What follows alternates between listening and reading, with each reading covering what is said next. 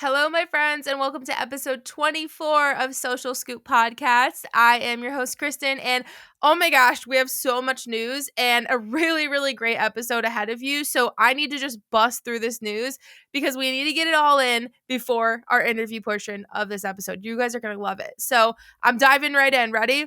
First off, partnerships are on Instagram. They are rolling out. So this is actually something that I got myself maybe about a week ago. It was right after I released the last episode. I was like, dang, how did that timing work out? So let me explain to you my experience and what I've understood about this so far. So basically, I knew I had the feature because I got a pop-up on my home feed one day and it quote said, "Get discovered for more brand deals on Instagram." And you could click learn more, which obviously was like, duh, tell me more. And it brought me to the branded content page in settings. So when I was in that branded content page, it allowed me to hit get started, registering for discovery for brand deals on Instagram. So I did that.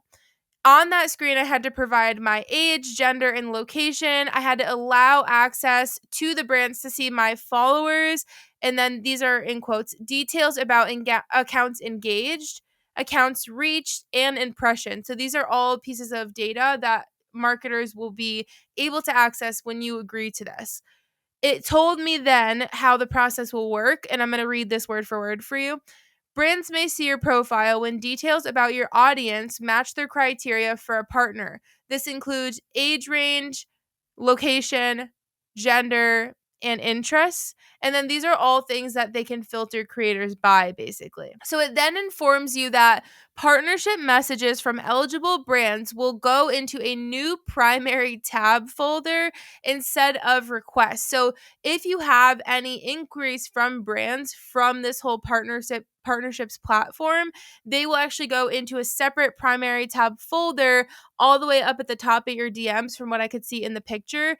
And I haven't had that happen yet, so I can't tell you exactly what that's going to be like, but hopefully one day soon. So basically, you just accept and you're finished.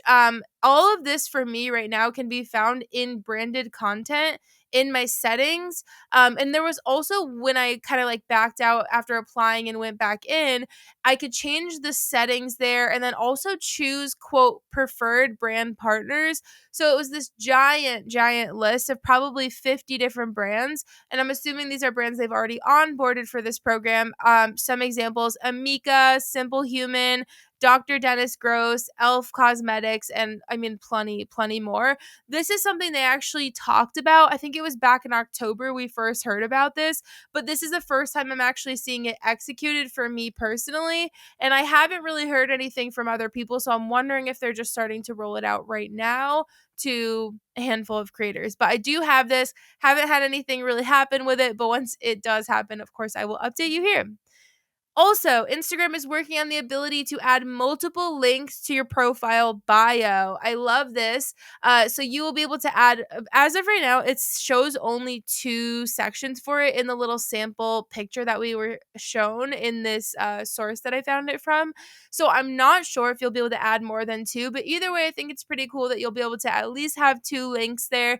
You can choose which to quote make primary. So I'm not sure if it will be like a kind of a drop down list situation or how those are going to be ordered.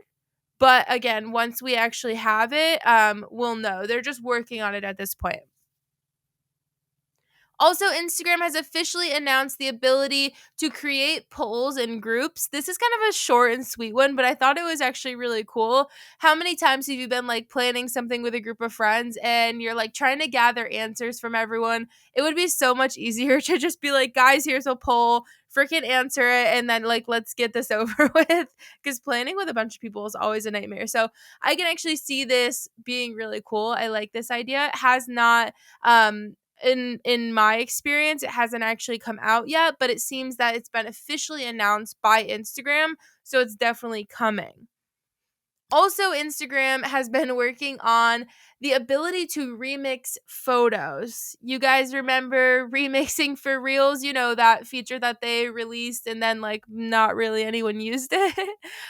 So basically remixing is when you can take right now with Reels, you can kind of side by side like almost stitch a video like you can on TikTok. And so this is kind of Instagram's version of that, where it'll show both videos side by side. So with in feed photos, it's a little bit different on kind of like what this feature will allow. So anyone, quote, inspired by what you post can create a reel that includes your photo and download it as part of the remix. So from what I'm understanding with this remixing photos things, it's basically where other people can pull photos from you and remix them. So maybe they'll pull up a photo and then they're gonna talk about it. Oh my gosh, look at what she's wearing, da da da da, or whatever it is. But it's not like a photo, not like they have to take a photo. Like it will still come out in the form of a reel, which when I first read that is not really what I pictured. So I'm glad that they explained it. This is something at this moment they are just working on. We do not have confirmation on this yet. Also, thought this was pretty cool. Andrew actually noticed this on his phone and he was like all nonchalant. He was just like, "Oh, look at this. Doesn't it look cool?" And I was like, "Give me that phone. Let me see." He always gets the new features first, and it's always so frustrating to me because he doesn't think they're very exciting. And then I'll be like, "Andrew, oh my God, this is so unfair that you have it and I don't." It's so annoying.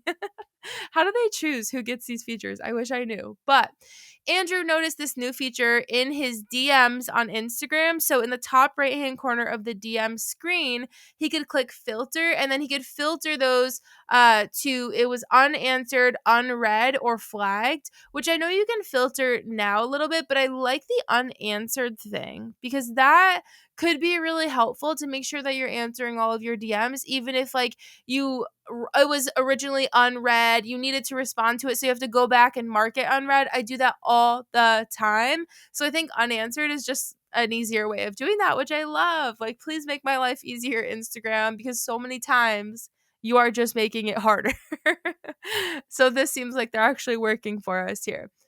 So, without further ado, we're getting right into the rest of our episode today with my friend Tom Boyd. You guys are going to freaking love him. Please go give him a follow on TikTok, Instagram, all the things. Don't forget to rate this podcast. You guys, if you love Social Scoop and you listen every week, literally the best compliment you can give me is leaving a review and sharing it with your friends. That is really all I ask. So, if you do that, please send me a DM. I need to give you a virtual high five. Other than that, love you guys. Thank you so much and enjoy the rest of this episode. All right, guys, we are here today with Tom Boyd. I was on his podcast not too long ago, so it only felt right that he needed to come on to Social Scoop and drop all of the knowledge he has, which is a ton of knowledge. So I'm very excited for you to be here, Tom. Thank you. I'm excited to be on the show. Thank you for having me. Of course. Okay, so let's just start off with the basics. Tell us about, what you do in the creator space, your job, how you got here today. I want to hear it all. Yeah, totally. So I have a couple of social accounts, and I go.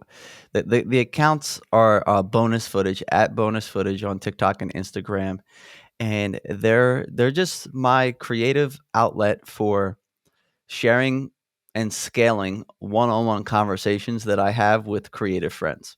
So I uh, I geek out about this stuff. Like I love when I see someone winning in the creator space, and or I love when I have a lot of conversations with my friends that are YouTubers that are everything from like YouTubers to graphic designers to video producers Yeah. to TikTokers, right? And I was having these conversations, and whenever I would talk to people, they would say, "Hey, Tom, like something you said in that conversation, like it made me think about my brand in like a different way. It made me see my creative potential." And I was like, "Huh, that's interesting." And I kept getting that feedback, and I was like, "You know what? I'm going to scale some of these conversations, and I'm just going to share them online." And that's what I do on bonus footage. And then because of bonus footage, I uh, the obviously the next thing to do if you're doing well on TikTok or short form content is to make long form. So then I started Yeah. a podcast called Creators Are Brands, and it's really an area that I'm just passionate about. I've been creating in some way, shape, or form for over a decade. I started just by following my curiosity, working with an artist, and I built a YouTube channel that way. But there was no term for creator. There was no term for like the creator economy wasn't a thing. We were just Yeah. following our curiosity and sharing. And in the process, I got to see, what it like to be the artist ended up becoming a multi-platinum artist. I ended up, being in the music industry for a couple of years. And in that process, I saw, people doing it at this like major level. And then a couple years later, I went and started doing my own thing, my own YouTube channel, working for brands as a creative director. And I saw it as a freelancer, as a contractor. And then I started working for big brands. Then I saw it from the brand side. So I saw what it looked like to have a creative career from many different angles. So that's why there's a lot of richness in the content that I make, just because there's a lot of truth and experience there Right. that I'm just sharing candidly. And some of it connects with people, and some of it falls flat. But either way, I enjoy making it, and I think that's what I hope people can see when I put out my content. Yeah, I mean, I get that from you. Like I feel like so many different TikTok creators specifically that I watch, they give a lot of really great tips and everything. But I think when people can speak from experience, you just learn so much more and you're able to kind of like put things into perspective a little bit more, which I think is helpful for people to learn. Actually, it kind of reminds me, I remember maybe it was like a couple of days ago, you had posted this TikTok video about the watermelon and how you like learned from this experience of spitting watermelon seeds Mhm. with your friend when you were a kid and then it turned into like a whole watermelon patch. So I think that was kind of like an interesting way of talking about experiences. So with your past experiences, how would you say that the music industry is different from the creator industry? It's well, right now, it's not that much different. Yeah. So there's a lot of like, so if you look at someone like Nick D, who's crushing it on TikTok, or Russ, who's Yeah. crushing it on TikTok, I feel like all of them are essentially creators. Traditional music industry is very different. The music industry that I was in is very different, where there's a lot of gatekeepers. Right. There's a lot of people that you have to go through just to get your song to the world. You come up with a song idea. You get the team together to write the song idea.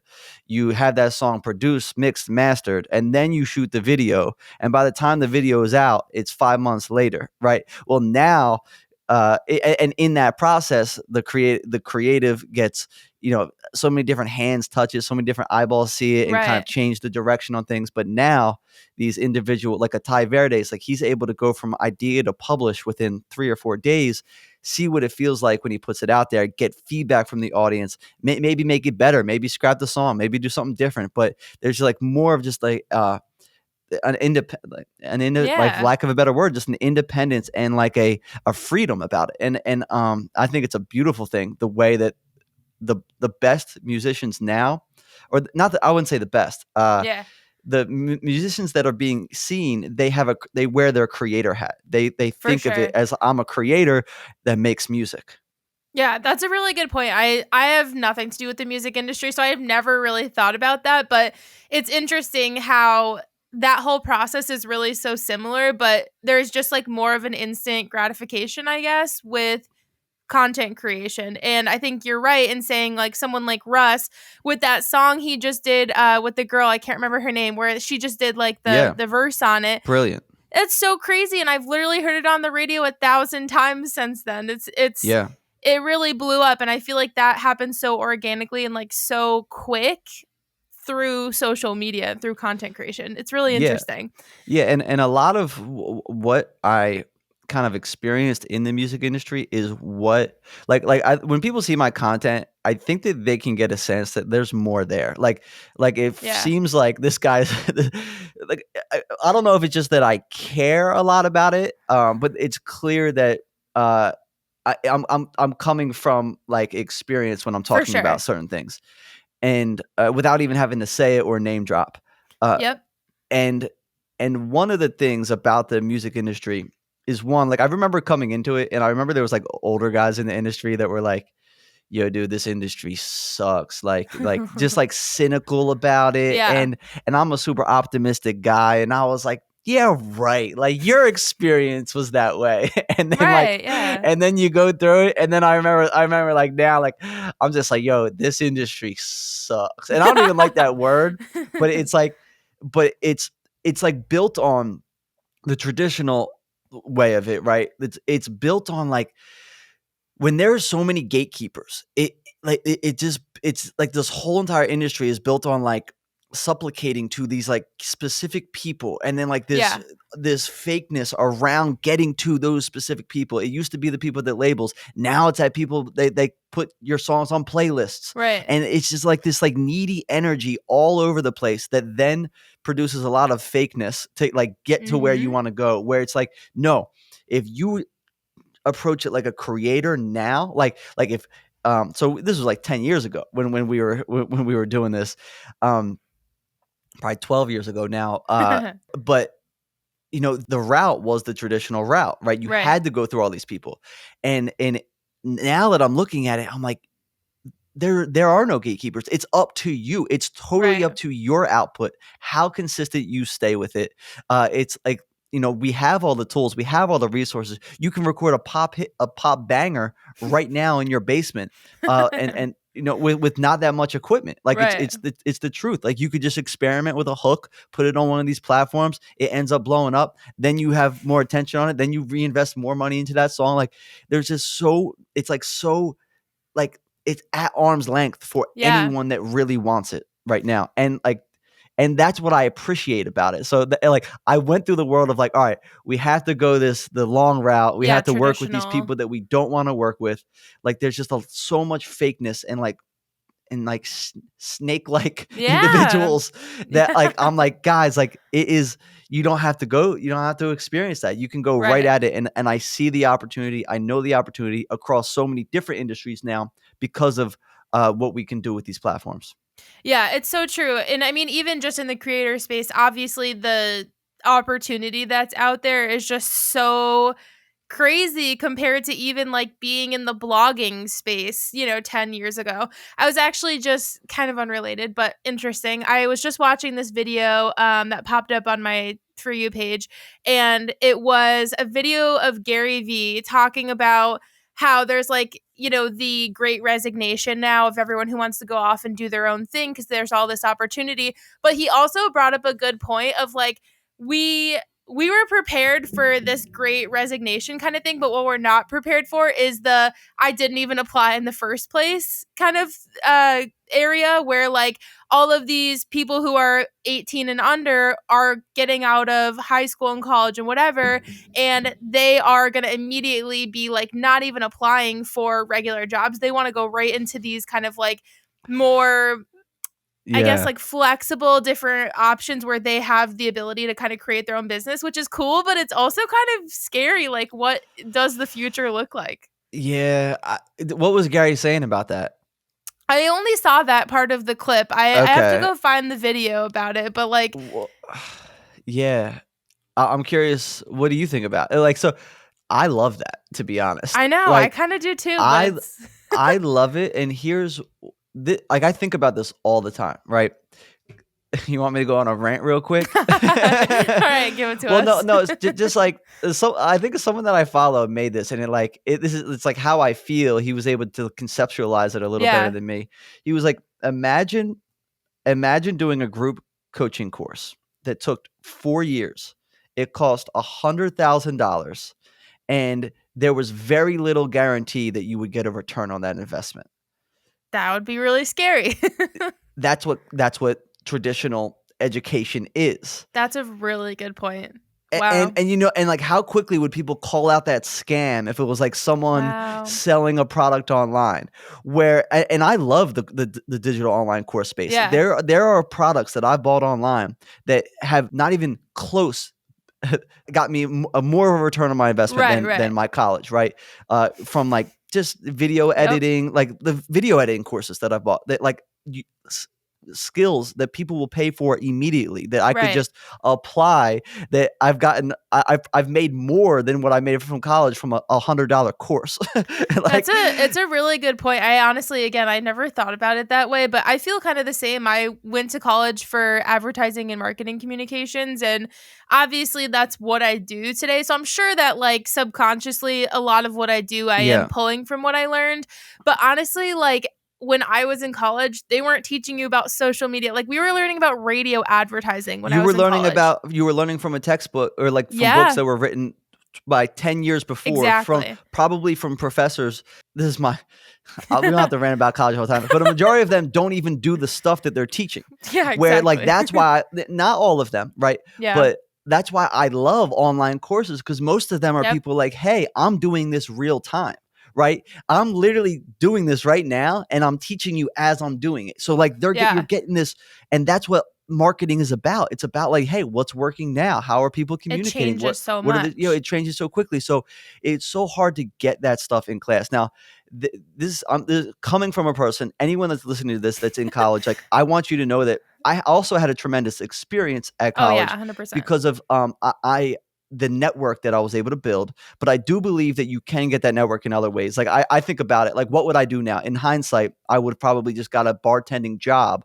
went to a college town to Yeah. get that experience, try to build online while I had a bartending job, and built my network that way. Because I built my network more when I became like a DJ in the local college town than like Yeah. actually in class, because then I would meet a lot of people that way.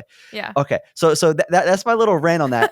But also from someone that went to college for something that I didn't like. I went to school for health and phys ed, and I knew Okay, I yeah. knew that I wasn't gonna. I knew in my heart of heart that I wasn't going to be a health and phys ed Ugh. teacher. I was doing it just because I was like, this is the next thing to do. Feels like So you if have if to. you're if you're the type of person where you're in it because it feels like it's the next thing to do, that's when you should consider, Yep. okay, is this the best decision uh for me furthering my career, and finding out like actually what my strengths are, what I want to do, what industry I want to be in. It might Right. not be. It's just it's worth it to question it when it's like you're checking the box of this is just the next thing to do.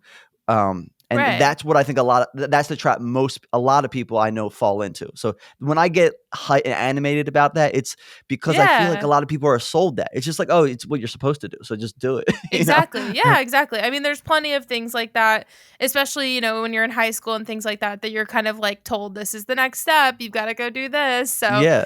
it makes sense that a lot of people just kind of follow along because they are in high school. Like they don't know what to do. Like they're not adults ready to make life And you decisions trust yet. adults. You're like, Yeah, "Oh, like, they exactly. must I don't know, they're telling me to Right. apply here, like, whatever." Yeah. Uh, So yeah, for so I all went on of a rant there. that's okay. That's okay. Hey, it's a good topic. So for all of these people, that are going to be like, what, I want to just be a creator. I want to create. I want to build my own path. Like I don't want to follow exactly what I'm quote supposed to do. They may want to be creators, like so many of us have been becoming in the last few years, especially with the way that the whole digital landscape is looking. So, for those people who are wanting to be creators, they need to realize that creators are brands, just like the name of your podcast. So, what would you say, like, what is a brand as a creator? Like, how does a creator become a brand just versus like someone who's just like making some content? I feel you on that. Um, okay, so that's a great question, and I could talk for 5 hours on that. And you're like, "Please don't. Please don't." I mean, if Alright. everyone wants to listen for 5 hours, it's not me you have to entertain. You're like, "Yeah, I'm gonna go get some food." Tom's still talking. Go pop some Okay, popcorn. okay, so yeah, that's a great question, because a lot of people are like, "What if I don't know what to make content about?" Yep. That is Alright, a question I get all yeah. the time. So, okay, so I'll tell you my experience. Okay. Okay, there's a lot. So the creators becoming brands, right? Creators becoming brands. What is a brand? A brand is this is something. This is a great book right here. I got this right here, the Brand Therapy All book, right. All right. and I was thinking about, because I was reading that book, and I love branding. I love the idea of like someone creating this like feeling that they can package, that people um have this relationship with. And that's Yeah. what a brand is. A brand is not a logo, it is not the Mhm. colorway, it is not your landing page, it is not it's none of that, right? It is the relationship that you create, the trust that you create with the people that are consuming or Right. watching or being entertained by your brand. It is it's a personality, right? And like that's something that he talks about in this book. And he's so right. Like the logo, and I love that stuff too. I geek out about like logos, colorways, like that's all important. Right. There are elements that help signal, like that help people remember your personality and like all see it from a crowded space, like, oh, that's them, like your brand. Exactly. You have great branding elements of your brand. Like when I'm scrolling, I know it's your brand before I even have to see the Yeah. whole picture. And that's what you've done a good job at. But Thank you. it's like the packaging on the outside of the actual ingredients, and the ingredients is the personality. It's like the trust and the relationship that is there, right? And people want to know, is this brand genuine? Is it authentic? And like that's what I started to realize, like why so many brands want to work with creators, because it's hard for brands to create that genuine connection with their audience. Yeah. And so creators are already naturally doing that because of their personality, because of their connection with their audience. So that's why they're trying to steal their connection, their attention, their loyalty for their audience to get a little exposure. That's what brands are Right. doing. And I realized, no, creators are already brands. They don't have to wait to be brands. Now, I talk about being the authenticity of a brand and like showing your personality. If you don't know, if you haven't figured that out yet, it's hard to create content. 100%. So Yeah. I'll tell you sort of what I did, just because I don't know if this is the right way or not. This is what my insecure self did. Because I didn't know what I wanted to create. I Yeah. went to school for health and phys ed. Um, I went through a lot of experiences along the way of like exploration, trying to figure out what I cared about and then what my skills were and my strengths were. And when I started, I was working vicariously through someone else, that music artist that I talked about. Yeah. And I was helping him create content, helping him come up with ideas for his videos, for the merch, for the lyrics. But I didn't have my own self-confidence to approach my own ideas and publish them. Like I was so Mm. nervous about what the world would think of me. It was easier to hide behind him and put them out through his Yeah. brand. Right. So that's one way of thinking about it, is like, okay, how can I work with someone else to help them do what they're doing? So if someone's listening to you, like maybe it's just like, yo, maybe they don't want to put themselves out right away. Maybe it's like, I'll help Kristen with her brand, or like Right. I'll help them. Maybe I want, because there's probably graphic designers, bloggers, artists in certain ways. Like start thinking about, like, one, if you don't have the self-confidence, like I didn't at the beginning, think about who you can align yourself with, That's a good and point. and just help bring them value. That's one way of thinking about it. The other way is, I would probably do this at the same time. Experiment at the beginning.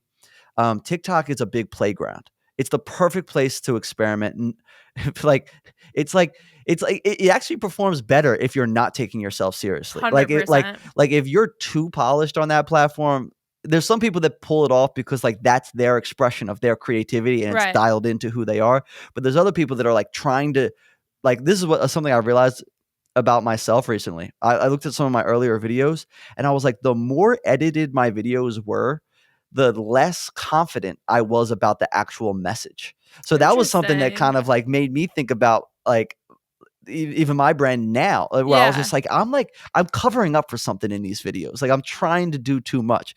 So what I would say is, at the beginning, experiment in, I would do a sprint. I would call it a creator sprint, where I pick one thing for 90 days. And you can almost, the same way that you would go work for someone as an intern, right? Like that's what you're doing. You're putting yourself in their world to figure out like if you like being in that world. So pick something that is like the most obvious in front of you right now. Like you don't have to know 100%, but the thing that, like, say you're a soccer player, right?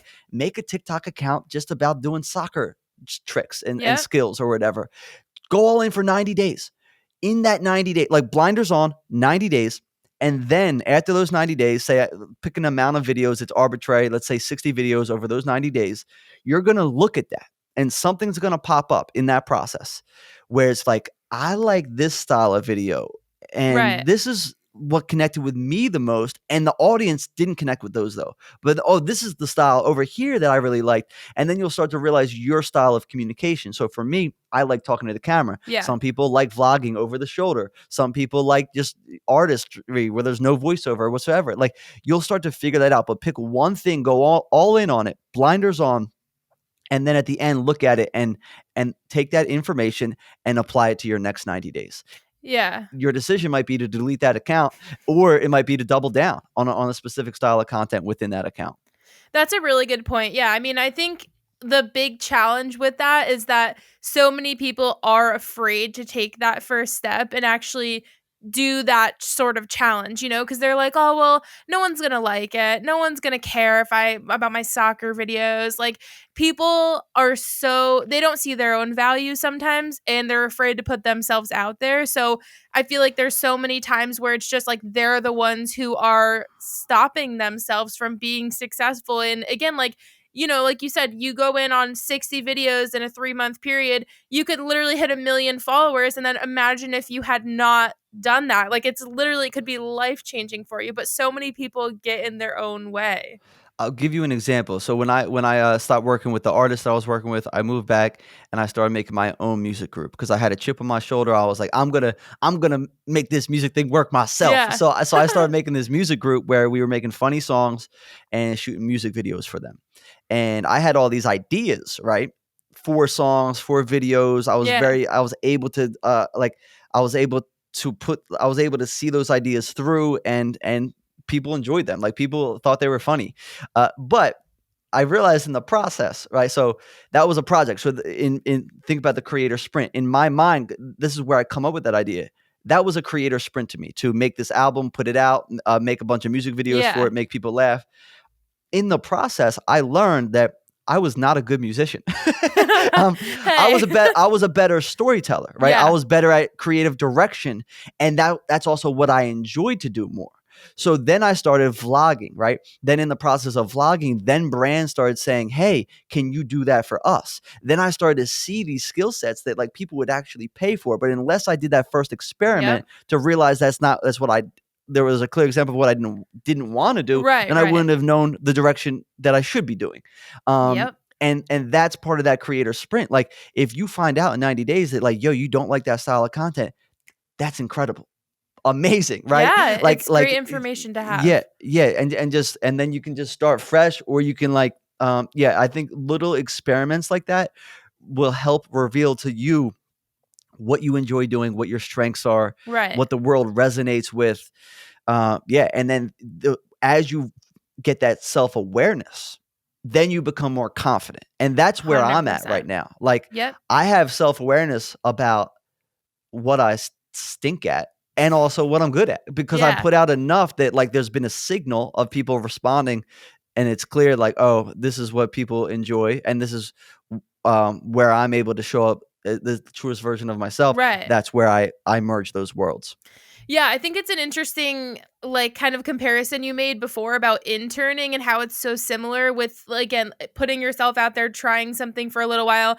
Cause it kind of is the same. Like, how many times have, you had an internship where you found out, okay, I really don't like this. But, like, if you hadn't done an internship, you could have gotten into a job that you really hated. So I feel like it's kind of the same thing where, like, you have to use those opportunities to sometimes find out what you don't like. And I think that that can be just as much of a valuable piece of information as finding what you do like. Cause Yeah. like, you learn about yourself in the process there for sure. Yeah, and I would like to say something on that too. So I think a lot of people, they start to they create the direction of their career based on a title that Mm. sounds good at the family barbecue, right? A title that Yeah. is that, like, it sounds good when someone else says it, and, like, oh, I feel this, like, my ego feels good Yeah. when Like, someone oh, they're says I'm that. fancy. Yeah. Yeah, but that title that title does not care about how you spend your day, right? So, like, Right. there's a lot of people with nice titles that sound good at the family barbecue, but they do not enjoy their day to day. They do not, it's not what they actually want to do. They started Yep. going that direction because they heard maybe a family member say, "Oh, Stevie's going to school for this, and, like, he got a job doing that." And then all of a sudden you think, "Oh, Stevie gets praised by the world for doing that." But guess what? Yeah. What I want to know is, and this is important, like, as you're creating these internships, whether it's a real internship or a fake, Right. like a made one, talk to people that are actually doing the thing. Like, if you want to Yeah. be a content creator like Kristen, say, Kristen, can I get on the phone with you? I'm thinking about like the direction of my career. Like, and you'll learn really quickly in that conversation, does Kristen enjoy what she's doing? Is she happy doing what she's doing? Right. Like, and you do, and that's amazing. And you can see it in your content, but there's a lot Yeah. of people that are like, yo, like I built this like TikTok following, I'm really getting burnt out from it because it's not really what I want to be doing. I Yeah. don't like doing it. Like then like you'll start to see trends and like not just for creators but in real life. So if you want to be 100%. be a teacher or work in physical therapy, go go hang out with a physical like someone that works in physical therapy for a Right. couple days, and you'll get a sense of like, yo, does this guy actually enjoy what he does? Is and like Right. and it'll help you decide, I don't care about the title. How are we spending our time, and are we enjoying it? Yeah, 100%. And I think that's so important is before you kind of like say this is for sure what I want to do, you really do have to gather all of that information. I think for anything you do, having information can just be so helpful, and you have to take the time to dedicate to finding this information, doing the research. And again, I feel like that goes for Yeah, anything, creating content, getting a job, starting your career path, whatever it is. You have to have the information, you have to take the time to do research. facts. Yeah. Facts. So I want what were you gonna say? One more thing. Yeah. Yeah, I hit you with the one. And one of the biggest ways to get information is just by doing the thing, right? Yeah. So sometimes it's just like that's why I talk about the 90-day sprint. Like sometimes you just got to do that thing. Like you get enough, have enough conversations. Okay, Right. this is the next best move. You do it. You get your hands dirty. You go in, and then you're like, oh, bet I shouldn't be a musician. And then that's awesome. I'm not going to spend any more time doing that. I'm going to go this Yep. way from what I've learned in the process. Oh yeah, 100%. Like I think back to when maybe 7 years ago. What year is it? 2022? I can't do math in my head. I'm like, what year was it? When I was in That's quick college. maths. I think it's 7. I think that was correct. Mm. So, when I was back in college, when I first was a freshman in college, I wanted to be a magazine editor. I had seen all the TV shows, all the movies, and I was like, "This is glamorous. This is fun. This is amazing." Great title. Yeah, great title. It includes everything that I love. And then I interned at Cosmo, and I hated it. It was like the worst job ever. Everyone was stressed. Everyone was just like, it was a horrible Yo, environment. yo, Crazy. and guess what? A lot of those companies, like I'm not gonna name drop them and like make them look bad, but a lot of Yeah. the companies that seem like they're a great time from the Yep. outside, because of that, there's a high demand to work there. So the company hasn't had Yeah. to create a great culture for people because they know there's going to keep getting people because Yeah. of the brand that they've built that attracts people. So a lot of these companies that like look fun from the outside, they're not that fun to actually work for. Yeah, that is facts. Absolutely. I feel Yeah. like I can tell you a few I different I experiences I could offhand. I could tell you a couple. I'm not gonna name drop anyone. But yeah, It that's happens. yeah. That's for sure. That's for sure. So I want to talk a little bit about kind of marketing. That's something that I know that you're very passionate about and you're very, very good at. One thing that I love about your videos is when you go into these kind of like marketing strategies, every time I watch one, I'm just like, how did you think of that? Like, that's such a good idea. So, like, again, I'm sure from all of these experiences, you learn, like, I'm really good at this. And it's awesome that you're able to, like, again, have the self awareness to say, like, I'm damn good at this. I'm going to create a ton of content on it, and you're getting jobs from it. Like, things are Yeah. happening. So, when it comes to being a marketer and having that kind of like, I guess it's a different kind of mind that you have to have these like creative, unique ideas as a marketer. And I think that creators need to have that kind of like, different marketing mind where they're able to see like, this is how I can sell a product and be creative and kind of like story tell this whole campaign together. So do you feel like creators need to have that kind of marketing mind, or can they get by without it? I think that they can totally get by without it. Okay.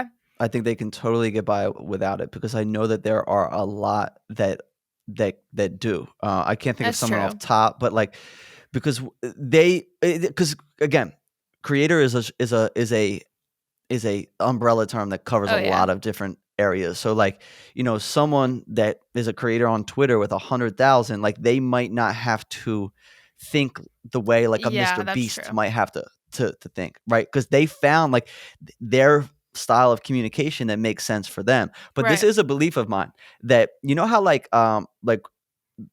the job in like the 80s and the 90s and even the 2000s for creative people was to go work at ad agencies. Like that Yeah. was like the most exciting job, right? I Yeah. believe that most of the people that would have been creative directors at the biggest agencies are now YouTubers, TikTokers. Like their Right. ideas are just being filtered through these specific platforms instead of for these clients on these bigger campaigns. They're just expressing their ideas in a different way. Now, as far as developing like that marketing mind, I think about that sometimes. Here's so like there's a lot of things. It's funny on these podcasts because like you get to talk about the things you're good at. There's just a lot of things that I'm not good at.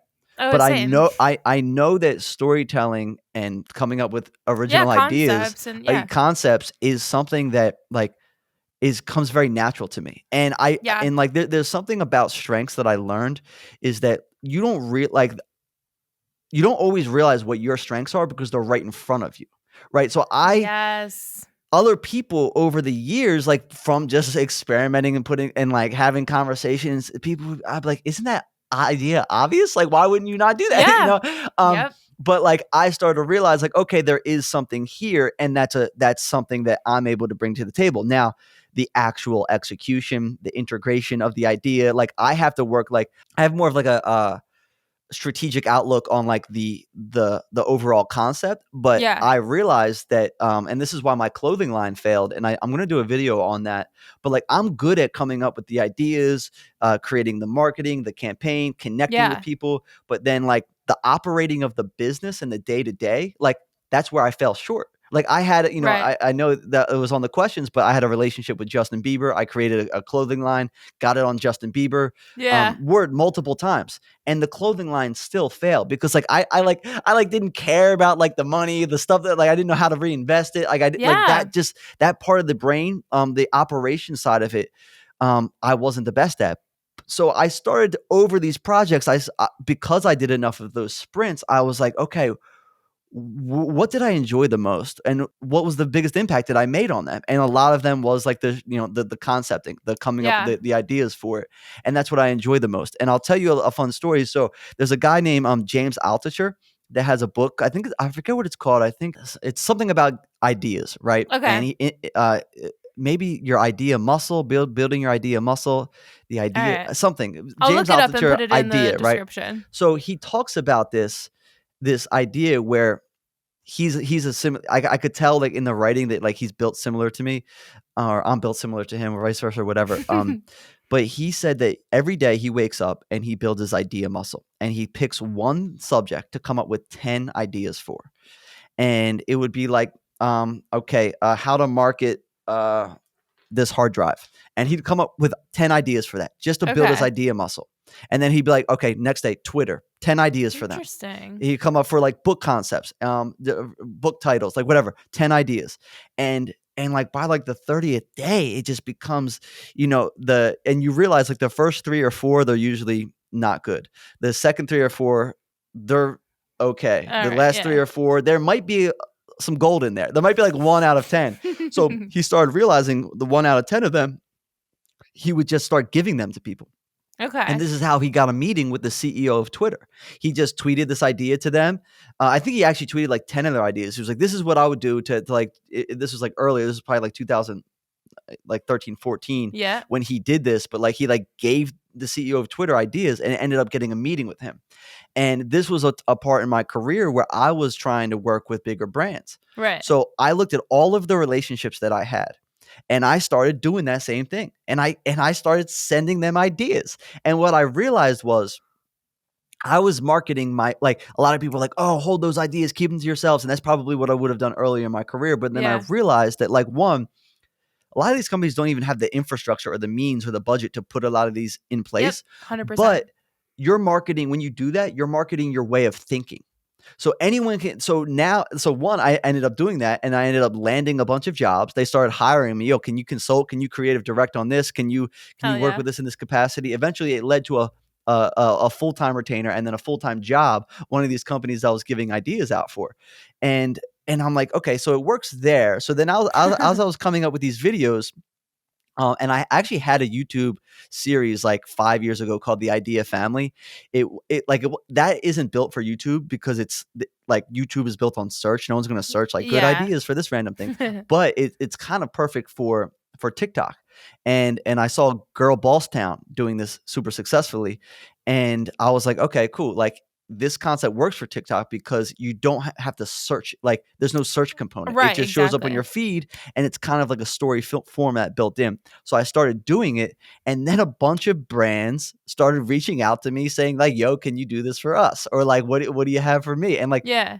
billion-dollar brands. Like I'm not just like smaller Hell brands too, yeah. but billion-dollar brands. So I'm like, there's something here, and in those what I'm doing is I'm strengthening my idea muscle. Right. I'm building my idea muscle, Yep. and I'm marketing my way of thinking. So then people can say, okay, I don't want to do exactly that, but I see that you get us. Yeah, And when he's you got show someone that you ideas. get them, Right. it's likely that they'll invest more. Now, as far as how do you figure out how to do this, I have this thing. I'm a middle child, and I think children have to get crafty with getting attention because they don't get attention. And so honestly, like I don't know if that's where like I get some of this. like I That's honestly think funny. like I just had to get creative over the years because Yeah. I remember early on like I would make up I would wanted to start my own dictionary and like make up these brand new words. I would make up like if everyone was eating a sandwich that way, I would make a sandwich in a different way and then like come up with Yeah. a name for the sandwich. So I was always like trying to like do stuff a little differently. Right. And I think it honestly came from this just like this weird need Yeah, you're like, "Mom, Dad, to be listen to seen. me. Yeah, yeah, yeah, Look at my yeah. sandwich." That's that's my theory on that. But It's a as good far as one. building the idea, James Altucher, build your idea muscle, pick one thing, come up with 10 ideas a day, do it for 30 days. And coming up with ideas will become Yeah. more second nature. I love that. That's really, really interesting, and I would never ever think to do that. So I'm gonna have to look at that book because I Yeah. feel like my idea muscle could use some strengthening. It's so simple. It's so simple. And then even for you, like when you need like a new landing page idea, or you're Yeah. kind of trying to come up with like a new ebook, like you literally just plug that idea through that, and then there'll Right. be two or three ideas there, and you're like, oh, that Hmm. was gold. And the I love key is that. like they don't have to all be good. You just got to get them Gotta get down on something paper. down. I Yeah, love that. That's a really, really cool idea. And I definitely think that a lot of creators could probably start doing that because sometimes you get into this groove where like you just are, like you're so just in work mode that you're like, okay, just get it out, just get it out. Like I just gotta get it done, gotta get it done. But like sometimes you don't really like step back and take the time to get creative. Like I think that sometimes it's just so busy and you just like you get into too much of a work mode. But I love the idea of taking time every day to actually literally 10 minutes to get creative and it that's could all. really make a big difference. That's all it takes. And I'll tell you too, like one thing about those videos, I really enjoy doing them, but there's still a part of me like whenever I publish them, I've learned to not share the idea with anyone before it because then I overthink Yeah. it. So I just publish them. You just got to get it out. But what I do is I go up and I show it to my wife and I just Yeah. like I like hold the phone. I go look at this and like I don't give her any context, and I pay attention to her facial expressions Ooh, because okay. sometimes I'm like, is this insane? Is this idea like so stupid, or is it like Yeah. too simple? Like, so I just like to see her, and then like sometimes like she'll be like, yeah, and then like other times like I'll see no reaction. I'm like, damn it. You're like, okay, gotta get rid of this one. Yeah, That's a good point. That's something that's definitely could be very useful in figuring out if it's yeah, like creative genius or just like a yeah. little off the rails. Well, I'll tell you the one I posted yesterday or 2 days ago. It was a video that I share content to her and then another close friend, Yeah. and I shared it to him, and he literally responded, "Not my favorite," and it has more views than my last like 20 videos combined. Wow. So it's like you got to take that feedback too with a grain of salt. Like Yeah. sometimes it's not what the people, sometimes, because he knows me on like another level. Like we have Right. conversations all the time. Like he knows how we talk. Like he's probably heard me say that to him a million times. But when it comes to a piece of content to fresh eyeballs, like maybe it will Yeah. work. That's a very good point. So with all of these like unique concepts, like creators should take that time to get a little creative, start thinking of better concept. And again, once you're kind of strengthening that idea muscle, it's probably going to come easier to you. But when you have these ideas and you're like, okay, this is too good, like I've got to send it to this brand because, again, like I think that I could really help them. I think that it could get me in with the right person. Like I could actually get a job out of this or whatever it is. When you want to share those creative concepts with a brand, logistically, how do you do that? Like, what does your email look like? That's a great question. All right, so I'm a big relationship guy, Yeah, and I'm a big I'm a big on like the building the long-term relationship because 100%. any brand that's out there, they're ran by people. People make the decisions, and those are the people that we're building relationships with. And so my thing is, um, anything that you can do to make them look good Yeah, is actually your job. It's not actually for the brand because it kind of is through that lens yeah, though, right? So there's someone there, they're an influencer marketing manager, and they want to look good to their boss. So they want to get someone that's going to bring value and get them towards an outcome yeah, to their brand. So there's a lot of ways to go about this. The one way is just make it.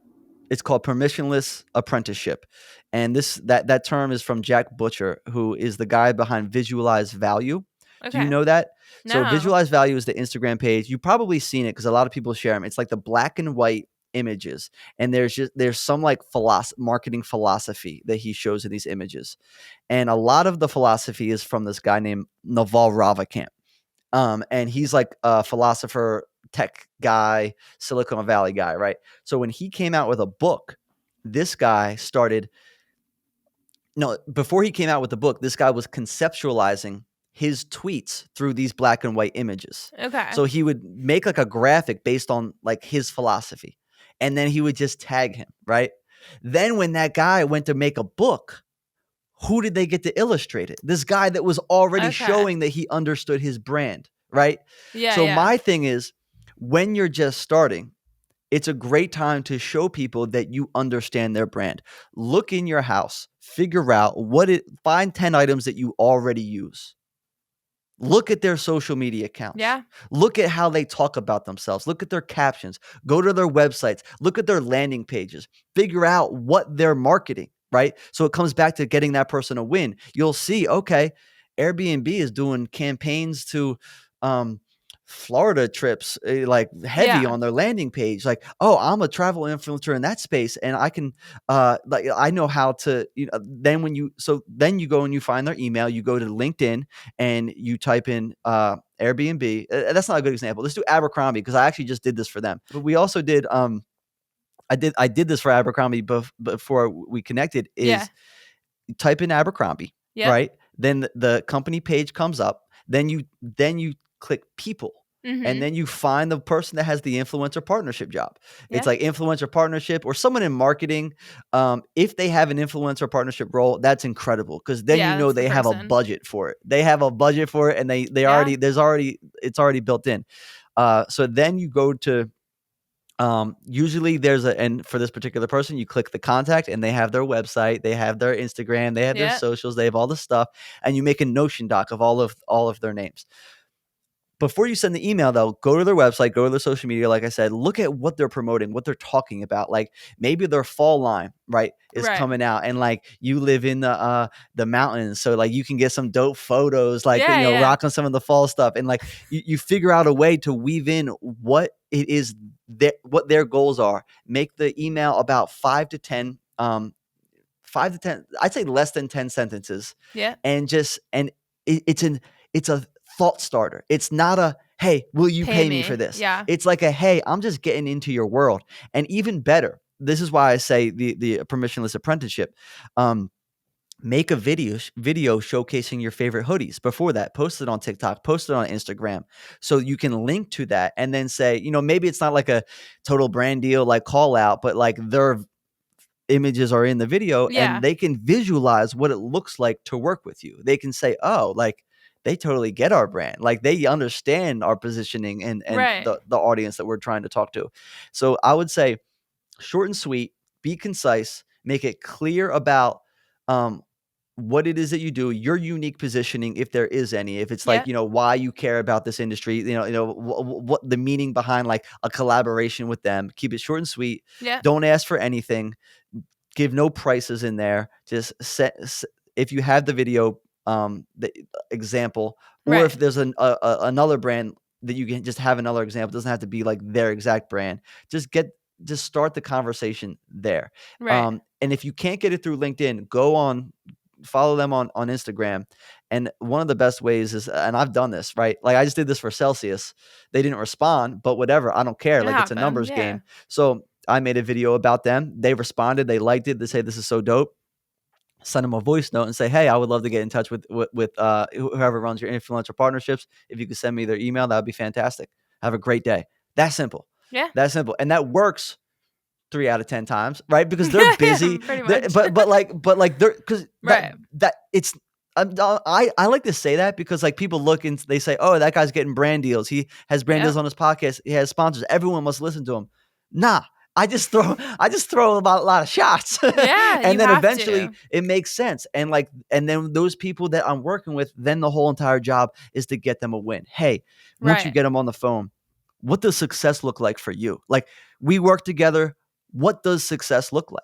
So for them, you get a clear example of like what they're going to want from you, and you Yeah. just deliver on that. And then that makes them look better in their job. They can share that to their boss, and Right. then you're going to keep getting those opportunities. Yeah, exactly. I think it's you put it into a good perspective where like you have to think about it as a service provider, not like, hey, I really love Abercrombie. Send me some of your free clothes so that I can make a video. Or you Yeah, could pay yeah, me too. That'll be awesome. Like they don't want to hear that. Like they want to hear you as a service provider saying, this is how I can help you reach your goals. Like again, what does success look like for you? I can help you make that happen by X, Y, and Z. And I think if you don't approach it that way, you're going to sound like every other person who doesn't know what they're doing by just saying, hey, pay me. I really love Abercrombie. Like, cool. They hear that 1,000 times a day. That coming in with like a unique concept, I think really does set you apart and shows that you're paying attention, shows that you're dedicated to them, shows that you're doing your research. And again, like those are all qualities of if I had hundreds of thousands of dollars to spend, that's the people I want to spend it with versus someone who's just like, yeah, I like free clothes. Like, can you send me some? totally, totally. And then so that's the one thing I like to say in that first email is I like to give them. So I'd say the biggest win from that is simply to get a response. It's Yeah, not to get it paid. It's not to get even on the phone call. It's to get a right. response. And here is why. Because if you get a response, then the conversation's opened up, right? And it leads you to be able to in 3 months say, "Hey, my audience is doubled now. Right. I'm doing these things now." And like just want to pop back up and say like, "Oh, I want to see if it makes sense." Yep. So in that email, I like to give them an easy out, right? Because if they have an easy out, they're more likely to respond. That's a But good point. so it's kind of contrarian to people. Like I'm not trying to make a hard close on that. And like maybe a lot of people probably say like, "Yo, don't do that. Like close it." But for me, it's the relationship play because this is what I've Yeah. seen. They're they're probably in the middle of like a campaign they're already running. They might not even be actively hiring people, Yeah. but in 3 months they might have a new budget and it might make perfect sense. So if you get a response from them, so I like to say, hey, if now doesn't make sense for you, Yeah. No totally problem. fine. Keep doing amazing things. Just give them a clear out. Yeah. So then they'll say, "Hey, yeah, now doesn't make sense," and then you respond, say, "Cool, keep me in mind for the future," because this actually worked for my podcast. It didn't make sense when we first connected with them, and then they got a marketing budget to start promoting, sponsoring podcasts, Yeah. and then then they followed up with me. Then my podcast, the audience was building, and it made perfect sense at that time. Right. Um, so I think that's like the goal is to get a response. Yeah. Uh, because the timing probably isn't right. I work at $1 billion brand. I know how this works. Like Right. there's so many times where it's like, all right, people reach out to us and then like it doesn't make sense now, but then something we're promoting in 3 months, You're like, oh, this it's like, person. oh, that one guy Yeah. that reached out to us, like we should connect with him. He'll make perfect for this. Yeah. And I think something that a lot of influencers and creators have as an issue with that is that they want instant gratification. Like, no one understands that this whole industry is like you have to be in it for the long haul. Like, you have Yeah. to understand most things aren't going to happen overnight. Growing your page, building a community, making money, like actually building relationships with brands, like that all takes months, if not years. Like, I and know. so many people are just like, oh, I sent a brand email and they said no, or they didn't get back to me, and now I never want to pitch again. And I'm just like, but that's not No. how it works. Like, you have to understand that, like, you're going to hear a lot of no's, you're going to get, a lot of backlash, and then eventually it'll work out. But you have to understand it's most of the time not going to be instant gratification. Totally. I had someone say no to me today, right? And after I said no to them, they followed up and they said, "Hey," no, after they said no to me, Yeah. they followed up and said, "Hey, we're actually doing this other thing though. That it's like this creator community thing we're putting together for like Yeah. exclusive people that use our product. Well, I would love to get you involved in that." And I was like, "All right, cool." Like, it is the long play, and I Yep. get it. I want instant gratification too. Yeah, of course. It's It's easier. It's sweet, but great. like my thing is, if you plant these seeds now, like the watermelon, opportunity will flourish in a couple months, where when it starts to make sense, and then Yep. you just like sometimes what I think is like, okay, cool. Put your attention, like every time you get a no, put your attention back into making better content, building a better connection with your audience, Yes. because that's what it comes down to. Is they're not buying an audience size, they're buying audience trust. Yep. And if like anytime you can put your attention back into doing that, like you'll end up getting paid more in the long run. 100%. 100%. That is a great note to just close this out on. I love that. So quickly, at the end of every episode, I open the floor to my guests to ask me one question. So I just have a feeling you came up with a really good one. So let's hear what you've got. I actually didn't come. Yeah, I know you sent me the questions, and I didn't Yeah. come up with a question. So let me think of one right now. I'm gonna think of one. Let me think of one right All now. right. So it's gonna be around you. Let's first. I love what you've done with your brand. I Thank think you. it's so important. Your ebook, please clip this. Your ebook, I've shared your ebook more than any other resource or I love any other that. digital product. It is like the perfect template. It honestly, like, I feel like I know so much more just because of that. It gave me like the actual things to like reference points for like Right. how I can position myself and what I can ask for. And I'll tell you, I don't overprice myself, but I definitely price confidently. Yeah. And I think a lot of people like I get satisfaction out of that, actually. I think it, like, commands a little bit of respect. Yeah. But even looking at your ebook, like, it gave me the confidence to, like, just think about it that way. 100%. Yeah, because it gave me, like, the words to actually articulate, like, Yes. why and how I should position my deliverables and the what I'm actually selling to them. Right. Okay, question for you is I wanna do something around pricing, right? Okay. I wanna do something around pricing that is specific. What is can you, without naming names, Oh God. can you say a, um, a price point that someone has charged that you were super proud of, one of your students, that, like, it almost wowed you a little bit, that you were like, "Ooh, I didn't even know that they could get that much," like Yes. Yeah. So it was sometime last summer. This was like my biggest student win ever. She did a partnership with Hulu, and they reached out to her and everything. So it was really cool that they were watching her and everything. And she ended up charging like around $7,000 for a very small amount of deliverables. And I was just like, I said, let's just throw it out there. It's Hulu. She wanted to charge like $250. And I was like, sis, nah, we're going to just throw out a crazy number and see what Yeah, yeah. happens. And they just immediately accepted it.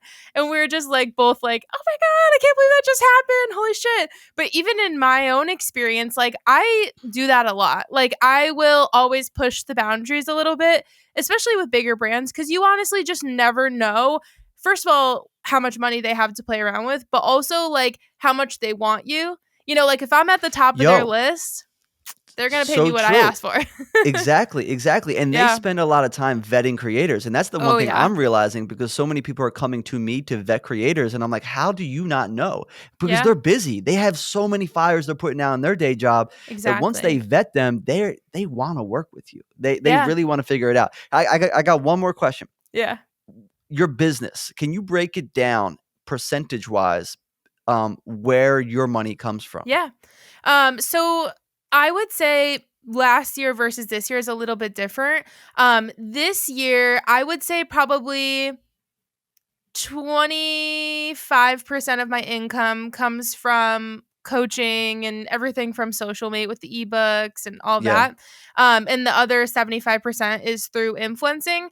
It's interesting because I spend about the same amount of time on both, but just my price tag for influencing work and content creation, things like that, is a lot higher. So I end up doing about the same amount of work as I do for Social Mate, but I make a lot more with the hours that I'm putting in for content creation. Got it. So yeah, last year though it was different. Like I had almost half the amount of students last year than I do just in this first quarter. So it's been picking up a lot. So I probably did 10% of my income from Social Mate stuff last year versus 90% from content creation. And this year that Social Mate number is definitely bumping up. But again, I would say I'm probably putting the same amount of time into kind of like both Yeah. categories. And do you have a business partner with that? No. So Andrew, I mean, he is like my he gets roped into being my business Yeah. partner. But as far as, like, um operating goes, you're doing all the administrative, from, like, the creating to the outline, the curriculum, the yeah. coaching. So I That's actually impressive. just this last month, I just hired a VA and she just like in the last month has I can't believe how much smaller my to-do list is and how much more time I have to put into creating and again like thinking of new concepts and pitching and all of that. So I think outsourcing is so important and I never was comfortable with it because am very like much a control freak. I want to see everything that's happening with everything, but I've just tried to give her tasks that don't take any sort of like creativity. It's just like, here, copy and paste this, put that here. Like take this stuff from the outline and put it on the presentation of the template that I already made. Yep. So it's more of those like tedious tasks, but honestly, like I cannot recommend that enough. It's been amazing. Amazing. Yeah, I appreciate Oh, that. we were just That's talking about VAs actually. yeah. Yeah, I found a good girl. I'll send you That's her info. yeah, that's awesome. That's amazing. I love that you've built that with your business. That's something that the reason I asked is because I realized as I'm connecting with people to get brand deals, right? There's certain people where it's like their following is like 50,000. And Yeah, so brands are paying around 50,000 followers on TikTok, like probably 500, right? Uh, you more can than that. I hope. for what most brands want to pay. Oh yeah. Right, not what I'm definitely charging more than Not that. what they're asking for. But yeah. And so what I realized was, like, when I reach out, like, whenever I talk to a creator, like, "Hey, this brand's paying this," they're like, "Dude," if they have a digital product, they're like, "Bro, I make that in 2 clicks every single day from buying someone buys my digital products." Yeah, And so, like, they have so much more leverage when it comes to which brands to work with. that's very So true. I think that that's a cool dynamic to have. Like, when you have your own product, then you can be more strategic and picky Yeah, about only the best brand deal opportunities. 100%. Yeah, you can be more selective for sure. Sweet. Okay, cool. So, where does everyone find you? Like, what are all the handles? TikTok, Instagram, where's everywhere we find you? Bonus footage on TikTok and Instagram. And then my podcast, creatorsourbrands.com. I interview the biggest creators in the world. It's the number Oh one my podcast for gosh. creators in the world. Kristen's on it. We I go, feel honored. yeah. And I'm having a lot of fun with it. Yeah, That's my that's one of my favorite projects right now is the Creators Are Brands podcast, creatorsourbrands.com, or search that on any awesome. podcasting platform. Yeah, I actually just listened to the most recent episode, maybe 2 days ago, and it's so good. I have to say, like, I think listening to podcasts, every single episode that I listen to, I always get like one bit of information that I didn't know before, or a different perspective that I didn't think about before. And it's just like every single episode of any podcast, I feel like I can find one thing that like kind of, stretches my idea muscle, if you will. So Let's go. I definitely would recommend going to listen to Creators Are Brands. 10 out of 10 would recommend. Amazing. Thank you. Awesome. Well, thank you so much. This was so fun.